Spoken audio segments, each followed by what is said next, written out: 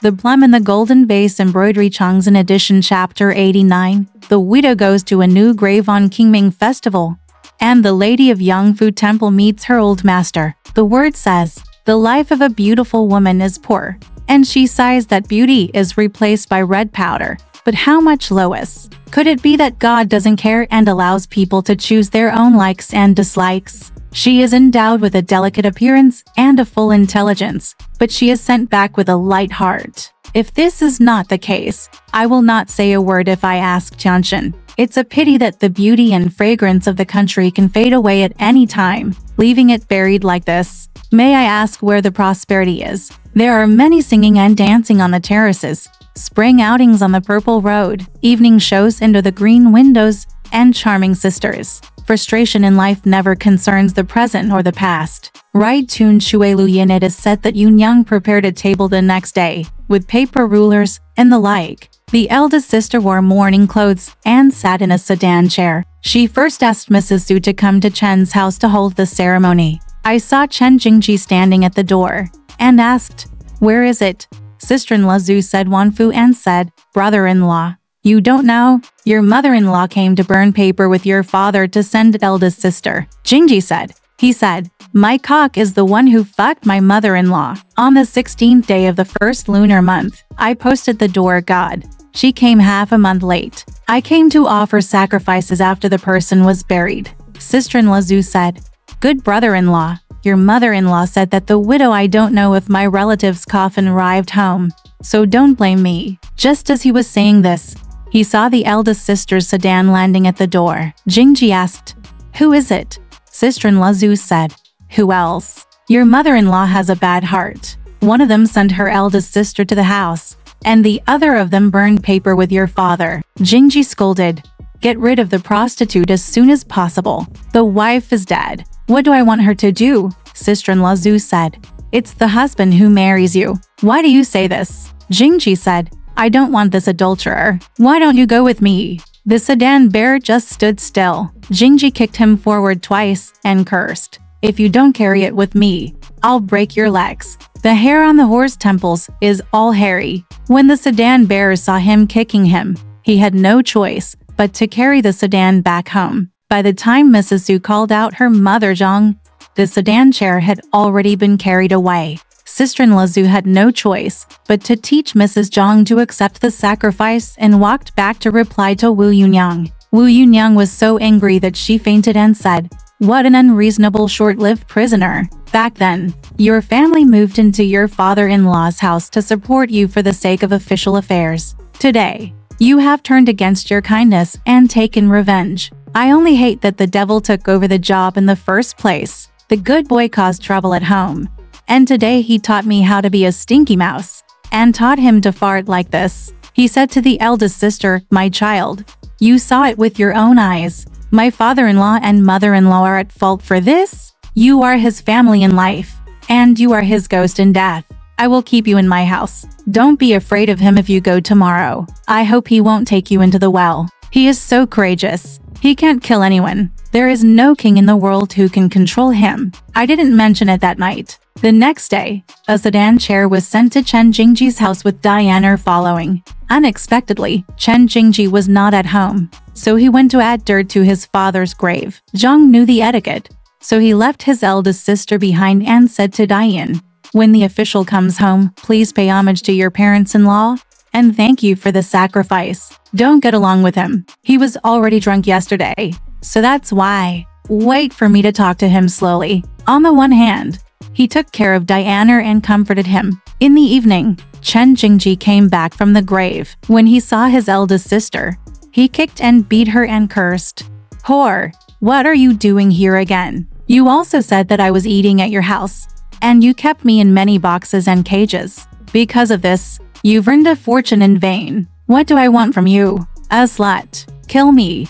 No matter what." Jingji pulled his hair and punched him as hard as he could. His mother came over to persuade him and pushed his mother away. His mother scolded and cried, saying, "What a prisoner. Your eyes are red, and you don't even recognize me." At night, a sedan chair sent the eldest sister to the future again, and said, "If you don't ask for it, You will leave the dowry box and cage. Come home, and I will kill you alive. Poor. The eldest sister was afraid and hid in her home and did not dare to go there again. This is exactly what happens. Who knows that good things can change often, and a thought can turn into a medium of resentment? Not going here, no question. Let's talk about one day, the Qingming festival in March. Wu Yunyang prepared incense, candles, money, and 3 animal sacrifices, and carried 2 large food boxes to sweep the tombs outside the city and the new tombs of Simon Xingsheng, Sun Zui, her eldest sister, and the girls were left to look after the house. I took Meng Yulu and Xiao Yu with me, as well as my grandma Ryer, who was holding brother Xiao, and they all went to the tomb in a sedan chair. He also invited Uncle Wu and Da Jinzi to go with him. After leaving the city gate, I saw the vast wilderness in the suburbs, with beautiful scenery, red flowers and green willows, and a constant stream of ladies and tourists. There is no better scenery than spring any time of the year. The sun is called a beautiful day, and the wind is called a gentle breeze, blowing the willow eyes, blossoming the flower hearts, and blowing the fragrant dust. The weather is warm, which is called chuan. The weather is cold, which is called cold weather. The horse you ride on is called a BMW. The sedan you sit in is called a fragrant car. The road we travel on is called the fragrant path. The dust flying underground is called fragrant dust. Thousands of flowers sprouting stamens, and thousands of grass sprouting. This is called the letter of spring. The time is indifferent, and the scenery is harmonious. Xiao Dao has a voluptuous face with deep makeup, and her waist is delicate and tender. The oriole that turns 100 times is startled to return to its noon dream, and the purple swallows sing several times to break the sorrow of spring. The sun is soothing and the long warm bath is goose yellow, and the water is vague and fragrant. I don't know whose courtyard is across the water, with green poplar smoke hanging high in the swing. The spring scenery in Duen is really good. There is poetry to prove it. Where there is no smoke during the Qingming festival, paper money hangs in the breeze in the suburbs. People are laughing and singing. The grass is green, the sky is sunny and the apricot blossoms are blooming. Orioles are singing on the branches of crabapples, and drunken guests are sleeping beside the willow embankment. The beauties in pink compete for the drawing board, and the colorful ropes are swayed to imitate the flying fairy. Wu Yunyang waited for the sedan to arrive at the Wuliyuan tomb. Diane took the food box and went to the kitchen to light a fire first, while the kitchen servants left behind to tidy up. Yunyang, Yulu, Xiao Yu, and Nazi Ryer held brother Xiao in their arms and went to the guest room in the village courtyard to sit down and have tea, waiting for Wu Daguzi. But they didn't see him. Diane went to Simon King's tomb to place an altar. On the altar, ranged 3 animals on the table, soup and rice as sacrifices, and listed paper money, waiting only for Wu Dajinzi. It turned out that Dajinzi couldn't hire a sedan, so when it was time to make an appointment, she and Uncle Wu hired 2 donkeys to ride over. Yunyang then said, "I can't hire a sedan, so how can I ride this donkey?" After having tea, she changed her clothes and went to Simon King's grave to offer sacrifices. The Yunyang held 5 sticks of incense in her hand. She took one to herself and handed one to Yulu, and then handed one to Nanny Ryer to serve brother Xiao, and handed the other 2 sticks to Uncle Wu and Dajinzi. The moon girl inserted it into the incense burner, bowed deeply and said, "My brother, you are a human when you are alive and a god after death. Today is the Qingming festival in March. Your filial wife, the 3rd sister Wu and the 3rd sister Meng are 1 year old with you. Brother Xiao, come and burn a piece of money paper with you at your grave. You wish him a long life, and I will be the person who sweeps the grave for you. My brother, I will marry you and think of you." His appearance and words were very touching. After bowing, he covered his face and cried bitterly. Yulu put the incense forward and bowed deeply, while Tang Yunaying burst into tears. When the incense was burned in the Jade Tower, Ryer, the grandma, hugged her brother and knelt down to burn incense and kowtow. Uncle Wu and concubine Wu both burned incense. After completing the etiquette, Diane burned the money paper. "Let me go to the rolling shed on the village, put the table and banquet, prepare the food, and clean up the drinking." Yunyang asked Uncle Wu and eldest concubine to sit down. Yunyang and Yulu accompany her downstairs. Xiao Yu, Nai Ryer, and Lan Hua, the elder sister of Doc Yuzi's family envoy, were also sitting on both sides, pouring wine. Click here to have a drink. But it means that the Zhou garrison also visited the grave that day. First, Chen Mai slept with Shu Bai the next night, pretending to be dreaming, and woke up crying in her sleep. Shu Bai asked in panic, "Why are you crying?" Chen Mai said, "I dreamed that my mother was crying to me and said she would support me. Why didn't she burn paper with her during the Qingming festival? So I woke up crying." Shu Bai said, "This is also an act of raising a daughter. It's your filial piety. I wonder where your mother's grave is." Chen Mai said, "It's behind Yangfu Temple outside the south gate." The guard said, "It doesn't matter. Yangfu Temple is my family's incense courtyard. Tomorrow our family will go to the grave. It would be good if you ask your companions to carry some sacrifices and burn them with your mother there." The next day, the guards ordered the family to pack food boxes, wine and fruit sacrifices, and go to the ancestral grave in the south of the city. There are large courtyards, halls, gardens, enjoyment halls, and altars. Grandma, Sun Erniang and Chen Mai all sat in a 4-person sedan, lined up to drink on the road, and went to the grave to play. Wu Yunniang, her uncle and her aunt had a drink, and fearing that they would arrive late, she asked Dian and Lion to pack food boxes, wine and fruits, and went to the bottom of the Xinghua village restaurant first, choosing a high place with a busy population, where tables were set up to wait. She also saw that her aunt had no sedan chair, so she carried the sedan chair and followed behind without sitting, leading a group of men and women, and Uncle Wu led the donkey, following behind, to go outing and play. In March, Tahuidian, Wuli Xinghua village, I saw the princes and ladies who were playing with the graves on the road, with flowers and willows, and noisy, and I don't know how many there were. While walking, it was also necessary to do something, and I saw a nunnery in the shadow of the green locust tree from afar, which was built very neatly. But I saw, the mountain gate is tall and the Buddhist temple is quiet. The words on the top are clear, and the 2 diamonds are fierce. The 5 halls are built with dragon scale tiles in rows. The 2 monks' rooms are built with turtle-back polished bricks with flower seams. The front hall is dedicated to the good weather and good harvest, and the back hall is dedicated to the past and the future. The bell and drum towers stand in a forest, and the sutra library is majestic. The flagpole is high and reaches the blue sky, and the pagoda vaguely penetrates the blue sky. The wooden fish is hung horizontally, and the cloud board is suspended high. The candles in front of the Buddha are bright, and the incense in the furnace is curling. The flags are continuous. The Guanyin Hall is connected to the Patriarch Hall. The treasure canopies are connected, and the Ghost Mother position is connected to the Arhat Hall. The guardian gods come from time to time, and the demon-suppressing venerables come every year. Wu Yunyang asked, "What is the name of this temple?" Wu Daju said, "This is the incense temple of Mr. Zhou, named Yangfu Zen Forest. The day before yesterday, my brother-in-law was alive, and he donated a few hundred taels of silver to rebuild the Buddha hall in this temple, so it is so new." Yunyang said to the eldest sister-in-law, "Let's go to this temple to take a look." So she led a group of men and women into the temple. After a while, the young monk saw it and reported it to the elder. There are many men and women. Then he came out of the abbot's room to welcome them. When he saw Uncle Wu and Wu Yunniang, he stepped forward and greeted them, and quickly called the young monk to open the Buddha hall. "Please come and enjoy the Buddha, the donors.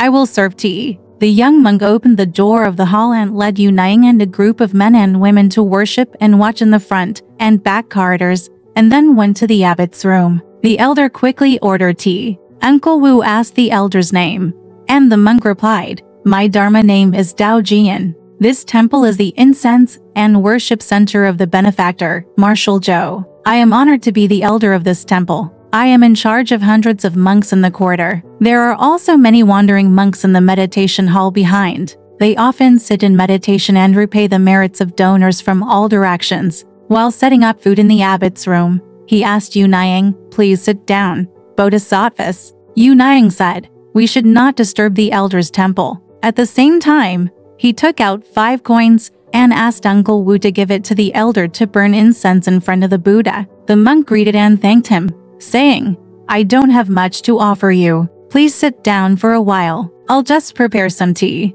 Why bother giving me alms? After a while, the young monk put down the table and brought up vegetarian food and cakes. The monk sat beside him, and just as he raised his chopsticks to let everyone eat, he suddenly saw 2 men in blue clothes, panting and reporting to the elder like thunder, saying, "Elder, why don't you come out to greet us quickly? The young lady in the mansion is here to offer sacrifices." The elder, who was in a panic, put on his cassock and monk's hat, and told the young monk to quickly put away his housework. "Please stay in the small room. Send the young lady to burn paper, and leave after the sacrifice. It won't be too late to sit for a while." Uncle Wu said goodbye, but the monk kept him and refused to let him go. The monk hurriedly rang the bells and drums, went out of the mountain gate to greet them, and waited at the entrance of the horse road from a distance. I saw a group of people in green clothes, surrounding a large sedan chair, flying from Dongyan. The sedan bearers were sweating and their clothes were wet.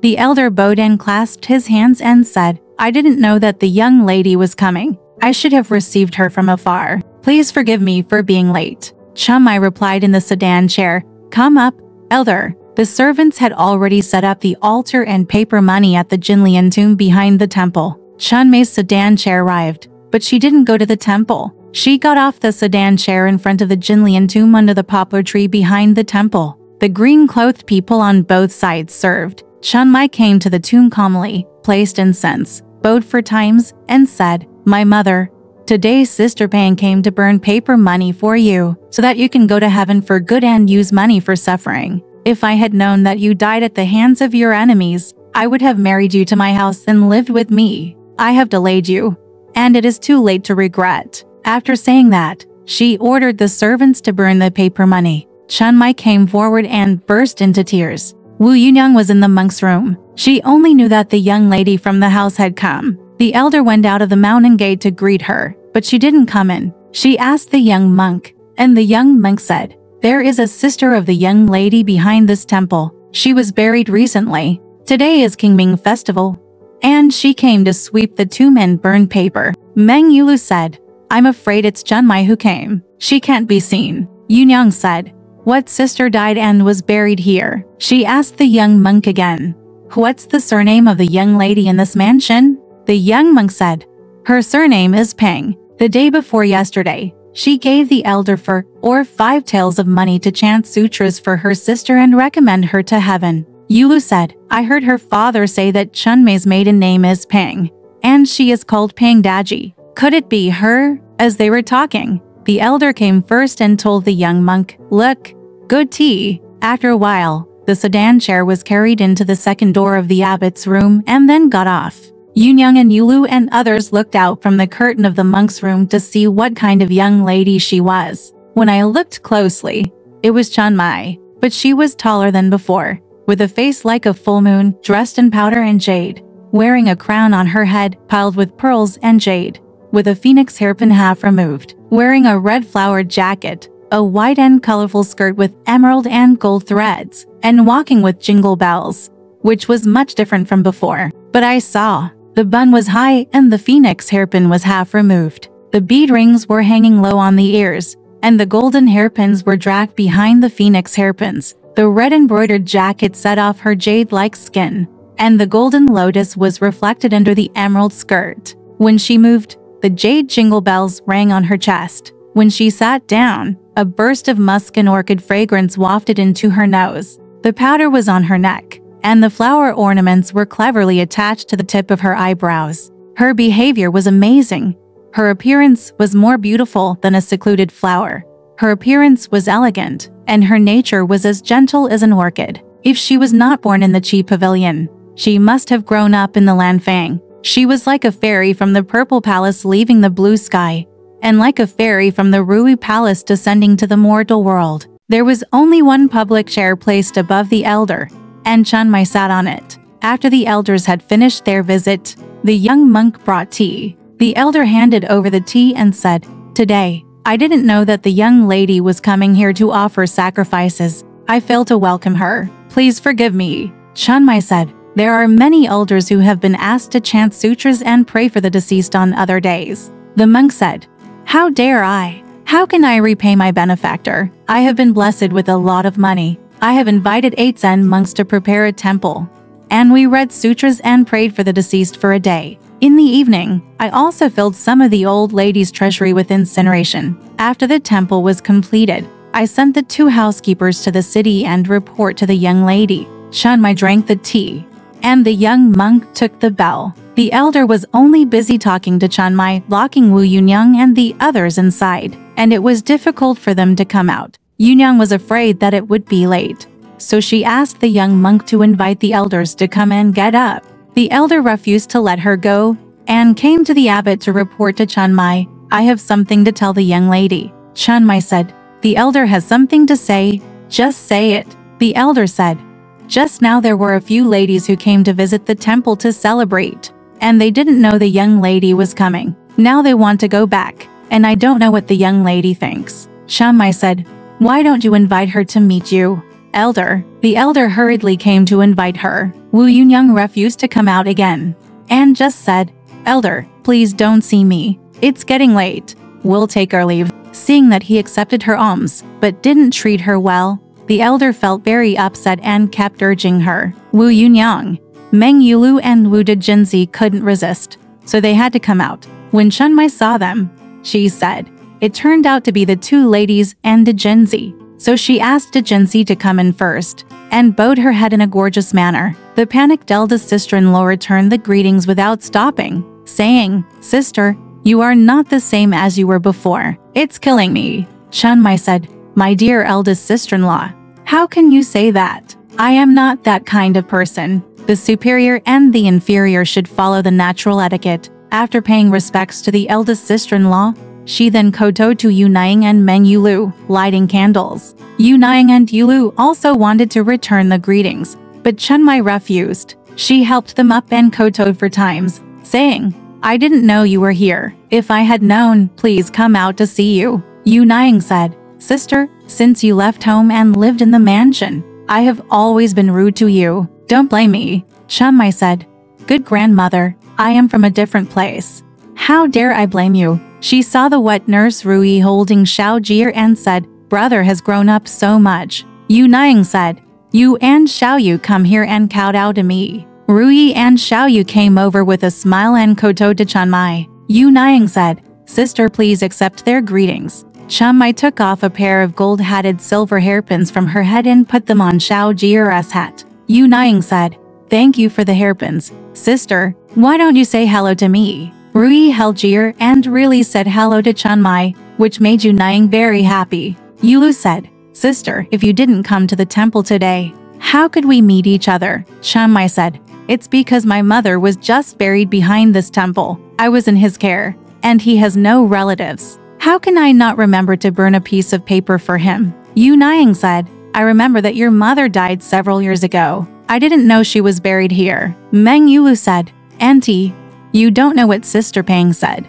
She said that Penli Uchi died. Thanks to Sister, she is buried here now. Yunaying was speechless after hearing this. Wu Dejinzi said, who is as kind as my sister, who is unwilling to forget the past and buried him. You should think of him on festivals and burn money and paper for him. Chunmai said, good grandmother, how can you lift me up by thinking of him? Today he died in pain, and he was abandoned like this. Why don't you bury him? After that, the elder asked the little monk to set up the table and put up the vegetarian food. 2 large 8 immortal tables, steamed pastry, various vegetarian dishes and vegetables piled up on the spring table, and the finest spring buds, sparrow tongues, sweet water and good tea. Everyone ate and went home. Uncle Wu has his own monk's room to take care of him, so it's no problem. Meng Yulu got up, thinking that she wanted to go to Jinlian's grave and burn some paper for him, which was also a sisterly thing.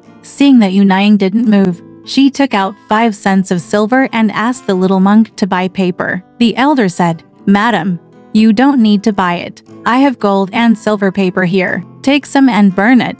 Yulu handed the silver to the elder and asked the little monk to lead him to Jinlian's grave under the poplar tree in the back. There was a 3-foot grave, a pile of yellow earth, and a few willows and wormwood. He lit a stick of incense, lit the paper money, bowed, and said, Sixth sister, I didn't know you were buried here. Today, third sister Meng came to the temple by mistake and burned money and paper for you. You can go to heaven, and you can use the money to help you get through the hard times." He burst into tears. The wet nurse Rui saw Yulu go into the back and also took Zhao Jie to see. Yu Niang was talking to Chen Mai in the abbot's room and told the wet nurse not to take the child for fear of scaring him. Rui said, "Grandma, it's okay, I know." She took the child to the grave and watched Yulu burn paper and cry before coming back. Chen Mai and Yunyang smoothed their faces, changed their clothes, and told the servants to open the food boxes, put all kinds of fine fruits and sweets,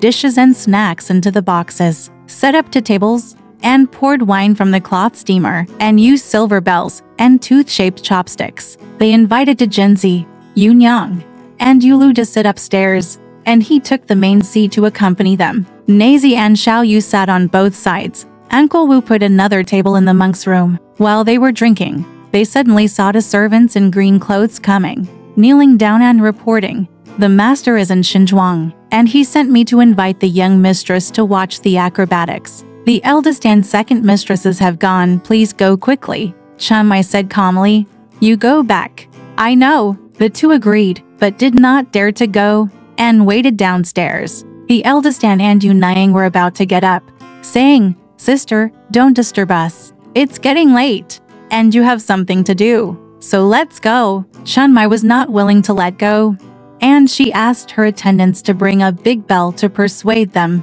"We will be apart less and more, and we have grown up together. Don't break off this relationship. I have no relatives or friends, and tomorrow, on a good day for you, I will go home." Yu Niang said, "My sister, you are invited just by saying so. How dare I get you up?